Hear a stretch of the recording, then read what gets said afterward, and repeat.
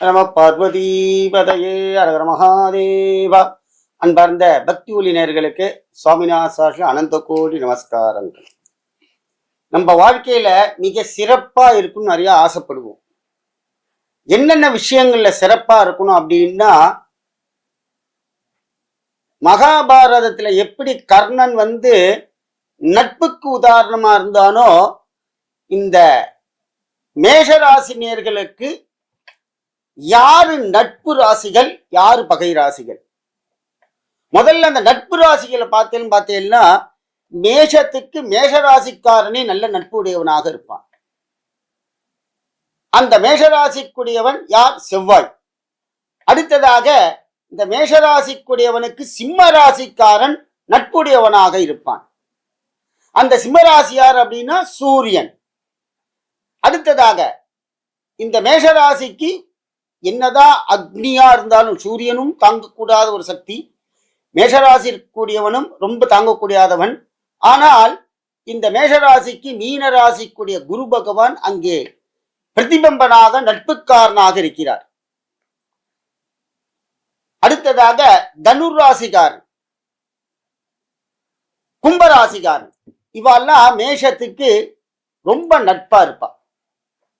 சரி, இந்த மேஷராசிக்காரனுக்கு நட்புடையது எப்படி சார் நாங்க கண்டுபிடிக்கிறது அப்படின்னா, யார் உங்கள்ட்ட அதிக நட்பா இருக்கானோ, சிம்மம், தனுஷு, மேஷம், மிதுனம், கும்பம்.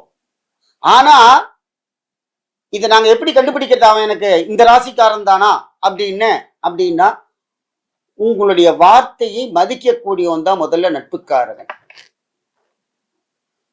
துரியோதனன் ஒவ்வொரு வார்த்தை சொல்லும் பொழுதெல்லாம் கர்ணன் மதிப்பான்.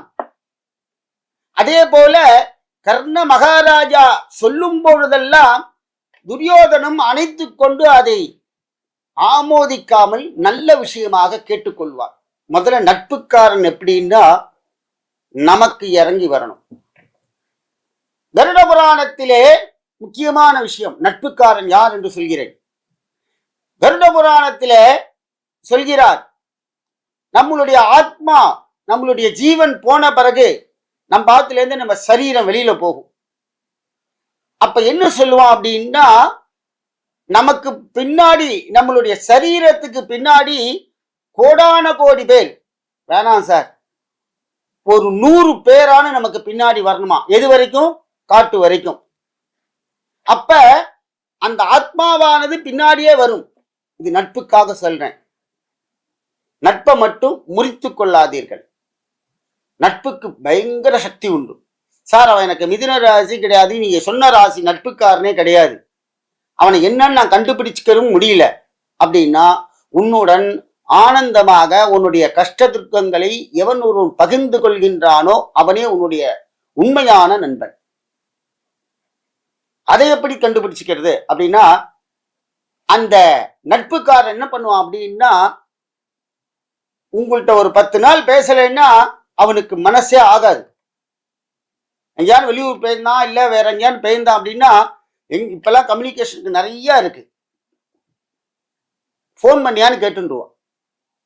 அதே போல இந்த மேஷராசினியர்கள் நட்புக்காரர்களை விடவே மாட்டார்கள், கை கோர்த்து கொண்டு கொள்வார்கள். எப்படி அப்படின்னா, இந்த மகாபாரத்தில் இருக்கக்கூடிய துரியோதனன் அண்ட் கர்ணன், இதுதான் மேஷராசிக்கு மனோபலம் அதிகம் சரிவாளுக்கு. இது சண்டை போடுற நட்பு மாதிரி. சண்டை போட்டு நட்பை ரொம்ப பெருசாக்கிப்பாங்க.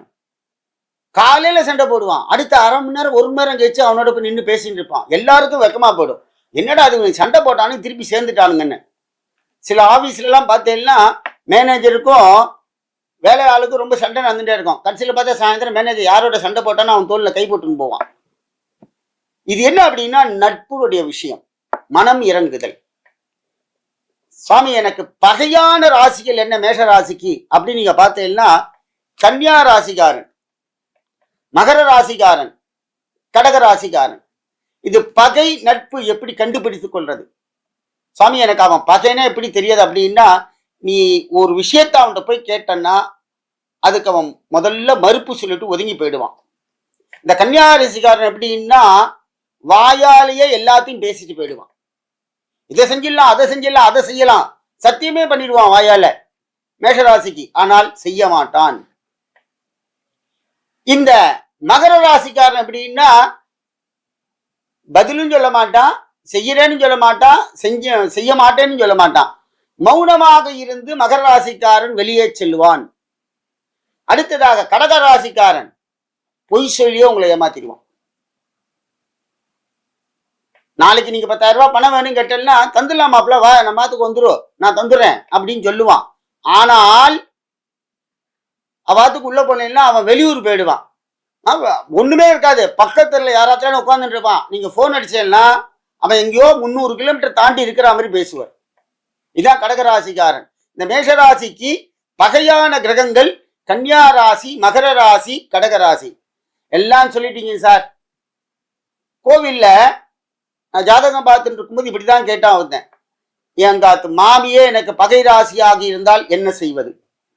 என் குழந்தை எனக்கு பகை ராசியா இருக்கான், இதுக்கெல்லாம் தான் தீர்வு உண்டா அப்படின்னா, பகைங்கிறது எப்படி தெரியுமா? ராசியாதிபதிக்குள்ள பகை. ராசியாதிபதிகள் தான் பகையே தவிர நம்ம பார்த்து மாமியோ நம்ம குழந்தையோ பகை கிடையாது. ஏன்னா நம்ம ஜாதகத்தை கணித்து கல்யாணம் பண்ணி கொடுக்கிறார்கள். சப்தமாஸ்தானத்திலே ரஜ்ஜி தட்டாமல் மாங்கல்யத்திற்கு அதிபதியாக உட்கார்ந்து செய்து கொண்டிருக்கிறார். முதல் விஷயம், என்ன சண்டை போட்டாலும் ஒரு கல்யாணத்துல ஒருத்தர் வந்து கேட்கிறார், மாமா எங்காத்து நிறைய சண்டை நடக்குது எங்காத்து மாமிக்கும், என்ன பண்றது அப்படின்னார். மாமா உங்க கல்யாணம் எத்தனை வருஷம் ஆகுதுன்னு.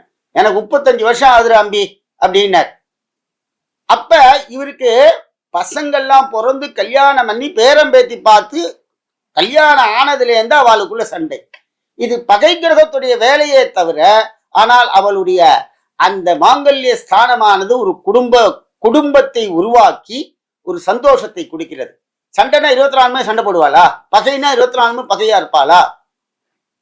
ஒரே ஒரு உதாரணம் தெரியுமா? கிருஷ்ண பரமாத்மா சொல்றார், யார் பகையாக இருந்தாலும் நட்பாக மாற்றுவதே கடமை. 12 ராசிக்காரர்களும் அதிபதியாக இருப்பார்களே தவிர நம்மளை கெடுக்க மாட்டார்கள். அப்படிப்பட்ட மேஷராசி நேயர்களுக்கு ஒரே ஒரு உதாரணம் என்ன தெரியுமா? ஒரே ஒரு மந்திரம் தான். அந்த மந்திரத்தை நீங்க சொன்னீங்கன்னா பகையே வராது சார். கடகராசிக்காரன் உங்க தோல் மேல கை போட்டுன்னு போவான், பகையான ராசிக்காரன். அங்கே மகர ராசிக்காரன் உங்களோட அப்படியே அந்யோன்யமா இருப்பான். கன்னியா ராசிக்காரன் உங்களை ஏமாத்தவே மாட்டான். அது என்ன மந்திரம் தெரியுமா? ராமநாமம் சொல்ல சொல்ல அருமருந்து, பக்தர்களை காக்க காக்க ஓடி வரும் அருமருந்து. ராம ராம ராம ராம ராம ராம ராம், ராம ராம ராம ராம ராம ராம ராம். என்ன அப்படின்னா, இந்த ராமநாமம் இந்த மேஷராசிக்குரியவர்களுக்கு இந்த ராமநாமத்தை சொல்லணும். ராமான்னு சொல்ல தெரியாத யாருக்கும்? எல்லாருக்கும் தெரியும். எல்லாருடைய வாயிலேந்தியும் ராமா என்று சொல்லுங்கள்.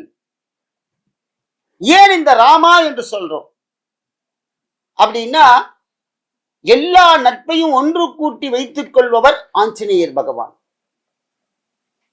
ஆஞ்சநேயர் பகவானுக்கு நட்பு தான் ரொம்ப பிடிக்கும். சுக்ரீவன்ட்ட வந்து நின்னார். சுக்ரீவ மகாராஜாட்ட நட்பு அதிகம். ஜாம்பவான்ட்ட ரொம்ப நட்பு அதிகம். லக்ஷ்மணன்ட்ட உயிரே கொடுக்கிறார். ராமச்சந்திரட்ட ஹிருதயத்திலே போய் உட்கார்ந்துக்கிறார். அன்பா பழகுங்கள். யாருமே நமக்கு பகை கிடையாது சார். இந்த 12 ராசி நமக்கு நல்லதும் செய்யும். இப்ப நம்ம பாத்துல ஒரு குழந்தை பிறந்திருக்கு, அவனை திட்டுவா எல்லாரும். அதுவா அசுர மாதிரி வேலை செய்யும், அசுர மாதிரி பேசும், அப்படி இப்படிம்பா. திட்டவே கூடாது. அவனுக்குரிய ஒரு குணாதிசயம் இருக்கு பாருங்கோ, அந்த குணம் மாறிவிட்டால் உங்களையே காப்பாற்றுவான் ஆபத்தில். யாரையும் எதுவும் சொல்லக்கூடாது. இதுல என்ன அப்படின்னா, மேஷராசி நேயர்கள் நட்பு ராசிகளாக இருக்கக்கூடிய சிம்ம ராசி, தனுர் ராசி, மேஷராசியே நட்புக்காரகன், மிதுன ராசி, கும்பராசி. இந்த கும்பராசி யாரு? சனி பகவான். மகரத்துல வந்து செவ்வாய் உச்சமாக உட்கார்றார். நட்பான ஒரு வீடு. ஆனா இந்த மகரம் வந்து பகை என்று சொல்கிறார். பார்த்தீங்களா? இதான் அவளுக்குள்ளேயே ஒரு ஒற்றுமை வந்துடும். ஆகையினால இந்த ராமநாமத்தை டெய்லி காலையில ஒரு 11 தடவை, சாயங்காலம் ஒரு 11 தடவை சொல்லுங்க. உங்களுக்கு அன்னைக்கு ஃபுல்லா நட்பு தான் அதிகமா வரும். பகை கிரகமாக இருக்கக்கூடியவனே உங்களோட நட்பாக பழகுவான். சரி சுவாமி, எங்காத்துல என் பையன் கன்னியா ராசி, நான் மேஷ ராசி, எனக்கு அவனுக்கு பகை வருமா? வராது. ராமநாமத்தை சொல்லுங்கள், ராமனை சொல்லுங்கள், ஆஞ்சநேயரை நினைத்துக் கொள்ளுங்கள். பகையாளிகளை விரட்டக்கூடிய மகாசக்தி ஆஞ்சநேயர் பகவான். ராமநாமத்தை சொல்லுங்கள். காலையில இருந்தோன்னா ராமா ஒரு 11 ராமநாமத்தை சொல்லிட்டு, ஆஞ்சநேயா இன்னைக்கு எனக்கு எந்த பகையும் வரக்கூடாது அப்படின்னு சொல்லணும்.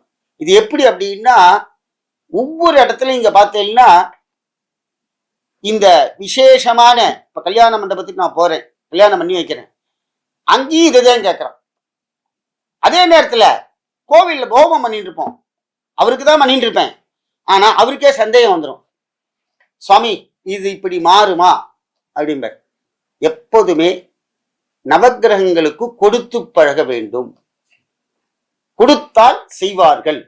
அப்படிப்பட்ட மேஷராசி நேர்களே, பயப்படாதீங்க. பகை கிரகமும் நட்பு கிரகமே பகையாக மாறும் சொல்லுவார். சில பேர் போன் பண்ணி கேட்பாங்க, சாமி நீங்க இதுக்கு நட்பு கிரகம் சொன்னீங்களே, எனக்கு சிம்ம ராசி, எனக்கு சிம்ம ராசிக்காரர் தான் என் சொத்தை எல்லாத்தையும் அபேஸ் பண்ணிட்டு போயிட்டாம்பா. அதுவும் கர்மவினை. ஆனால் ராசியாதிபதிகள் நட்பாக இருக்கிறார்கள் மேஷராசிக்கு. இந்த ராசிக்காரர்கள் பகையாக இருக்கிறார்கள் கன்னி, மகரம், கடகம். ஆகையினால் ராசிகள் தான் பகையை தவிர, நம்மளுடைய ஜாதகத்திலே எங்க ஒரு பாக்கியாதிபதி நல்லா இருக்கிறானோ, பாக்கியஸ்தானம், தொழில்ஸ்தானம், ஜீவனாதிபதி ஸ்தானம் நன்றாக இருந்தால் பகை கிரகமும் நட்பாக இருக்கும். ஆன்மீக அன்பர்கள் எல்லோரும் மேஷராசி நேர்களே, பகைக்காரர்கள் நட்புக்காரர்கள் யாராக இருந்தாலும் நம்மளுடன் பழகுவார்கள். அதற்காக நம்ம பயப்பட வேண்டாம். நமக்கு கையில பெரிய மருந்து இருக்கு சார், ஆஞ்சநேயர் பகவானுடைய மருந்து இருக்கு. ஆஞ்சநேயரை பிடிச்சிக்குங்கோ, உங்களுக்கு நட்பு அதிகமாக வரும். பகையாளியே நட்பாவான், யாரும் உங்களுக்கு தீங்கு செய்ய மாட்டான். ஒரு பெரிய தொழிலதிபர் என்னிடம் கேட்டார், பெரிய தொழிலதிபர், அவர் கிட்டத்தட்ட ஒரு 3000 பேர் அவர் கம்பெனியில வச்சு நிறைய தொழிலாளிகளுக்கு இது பண்ணார். அவர் கம்பெனியில் ஒரு பூஜைக்கு போனேன். அப்ப என்னை கேட்கிறார் தொழிலதிபதி, சுவாமி இது எனக்கு நிரந்தரமாக இருக்குமா என்று கேட்டார். அவர் மேஷராசிக்கார். அப்ப ஒருவருடைய தொழில் ஸ்தானத்தை சுபகிரகங்கள் நல்ல பார்வையாக பார்த்தால், அதே சனி பகவான் தொழில் ஸ்தானத்தை நல்ல பார்வையில் பார்த்தால், இல்ல நல்ல ஸ்தானமாக உட்கார்ந்தால், அவனுக்கு என்னங்க 3000 பேர் இல்ல 10,000 பேரோட வேலை செய்வான். எப்படி வேலை செய்வார் அப்படின்னா, அவருடைய வம்சம் வரைக்கும் அங்க வேலை செய்யும். இந்த கம்பெனி நடத்துவாள் அப்படின்னா ஒரு பெரிய விஷயம் பண்ணிட்டு இருக்கா, யாருக்குமே தெரியாது. அவங்க ராசிநாதன்கள்லாம் அவளுக்கு பலமா இருந்தாதான் தொழில் நடத்த முடியும். எத்தனையோ பேர் தொழில் நடத்தி லாஸ் ஆயிருக்கார்கள். இதுல என்ன அப்படின்னா, ஒவ்வொரு குடும்பத்திலையும் இவருடைய பங்கு அங்கே அதிகமாக இருக்கிறது. ஒரு லேபரா வேலை பார்த்துட்டு இருப்பார், அவருக்கு மாசம் 10,000 ரூபாய் சம்பளம், அவருக்கு ஆத்துல 2 குழந்தைகள், குடிசையில இருப்பார். இவருடைய 10,000 ரூபாய் வருமானம் இந்த முதலாளி இவருக்கு வேலை போட்டு கொடுத்ததுனால அந்த குழந்தைகள்லாம் நல்லா சாப்பிடுது, துணிமணியோட மானபங்கம் இல்லாமல் வாழ்ந்து கொண்டிருக்கிறார்கள். ஒரு கம்பெனி நடத்துறவாள்லாம் நான் முதலாளினே கிடையாது நினைக்காதீங்க, நீங்க எல்லாம் பகவானுக்கு அடுத்தது, பகவானுக்கு அடுத்தது நீங்கெல்லாம். ஏன்னா தொழில் ஸ்தானத்தை அபிவிருத்தி பண்ணி பல குடும்பங்களுக்கு சாப்பாடு, ஒவ்வொரு விதத்திலையும் உங்களுடைய பங்கு அங்க இருக்கிறதுனால அந்த புண்ணியமானது பரம்பரையாக இந்த தொழிலை செய்ய விடும். இதுதான் இதனுடையது. அதனால மேஷராசி நேர்களே, நட்பு பகை என்று பாராமல் ஆஞ்சநேயர் பகவானை பிடித்துக் கொள்ளுங்கள். ஆஞ்சநேயர் பகவான் உங்களுடன் ஓடி வருவார், ஓடோடி உங்களுடைய நட்புகளை வளர்த்து கொடுப்பார். அரகர பார்வதி பதையே, அரகர மகாதேவா.